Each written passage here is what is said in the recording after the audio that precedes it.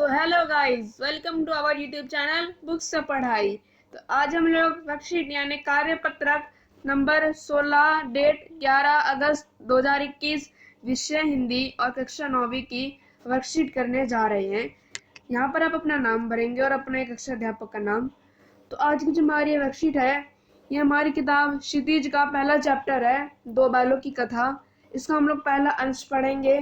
ठीक है प्यारे बच्चों, आज हम दो बैलों की कथा पाठ का पहला अंश पढ़कर समझेंगे। इसके लेखक प्रेमचंद जी हैं।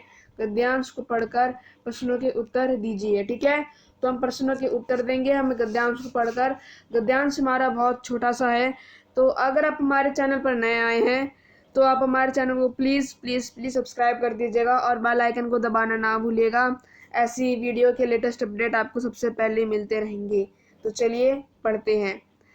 झूरी काछी के दो बैलों के नाम थे हीरा और मोती, यानी कि जिनके मालिक का नाम था होता झूरी काछी। ठीक है, दो बैलों के नाम थे उनके, एक का नाम था हीरा, एक का नाम था मोती। दोनों पछाई जाति के थे। कौन से? पछाई जात के। ठीक है, दोनों पछाई जाति के थे। देखने में सुंदर, काम में चौकस, डील में ऊंचे, बहुत साथ साथ रहते थे। दोनों में भाईचारा हो गया। दोनों आमने सामने या साथ साथ बैठे हुए एक दूसरे से मुख्य भाषा में विचार विनिमय करते थे। विचार विनिमय मतलब अपने आपस के जो विचार थे वो एक दूसरे को आपस में देते रहते थे।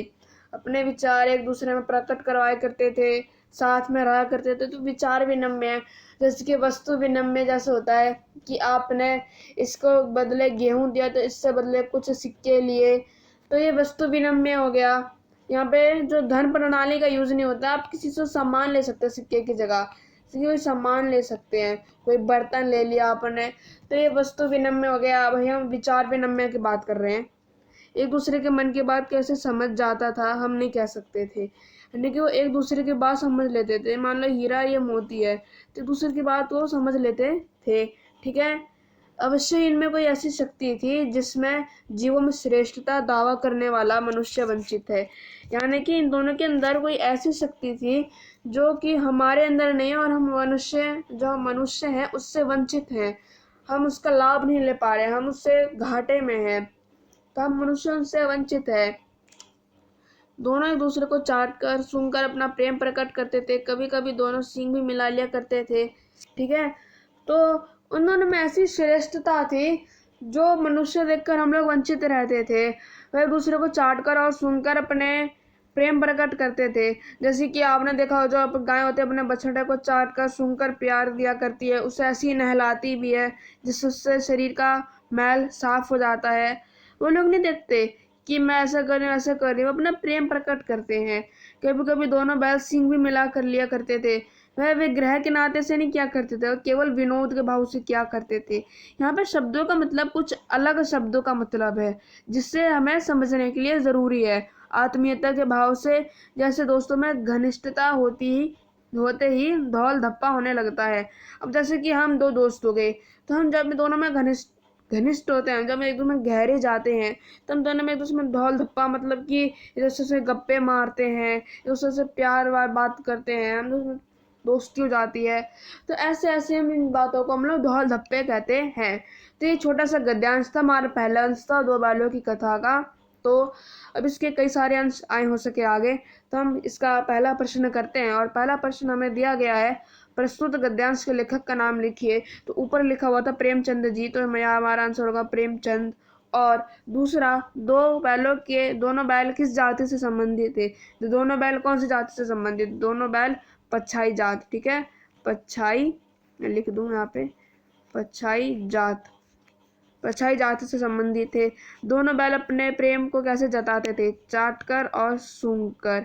ठीक है, अगर आपको मेरी राइटिंग में थोड़ी सी भी प्रॉब्लम है तो आप मुझको कमेंट कर ज़रूर बताइएगा, जिससे मैं आगे आने वाली वीडियो में आपके लिए जो आंसर है वो डिस्क्रिप्शन बॉक्स में प्रोवाइड कर दूं। ठीक है, आइए हम लोग अपना चौथा सवाल देखें। उनके स्वभाव की विशेषताओं का वर्णन कीजिए।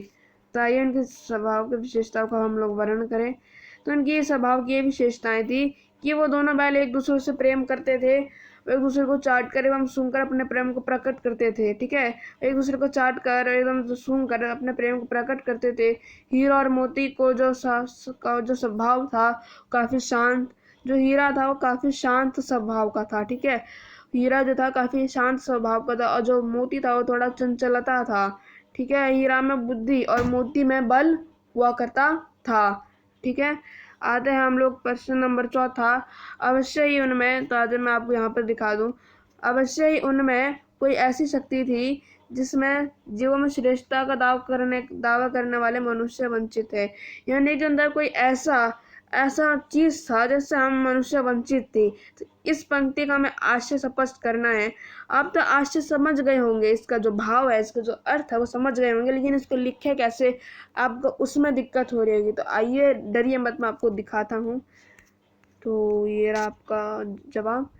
इस पंक्ति के माध्यम से लेखक यह कहना चाहता है कि पशु एक दूसरे से मुख भाषा में बातचीत कर लेते थे तथा एक दूसरे के मन की बात समझ लेते थे।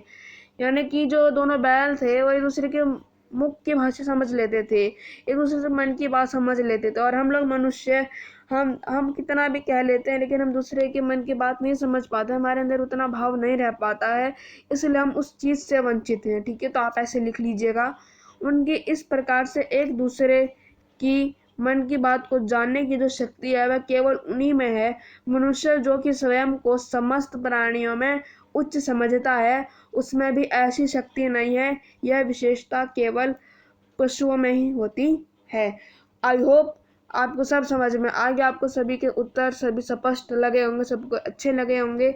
अगर आपको हमारी वीडियो अच्छी लगे तो प्लीज़ प्लीज़ प्लीज़ लाइक कीजिएगा और हमारे चैनल को सब्सक्राइब करना ना भूलिएगा और वीडियो को शेयर करना। Thanks for watching. हम आगे भी ऐसी वीडियो लाते रहेंगे क्लास 9th के लिए।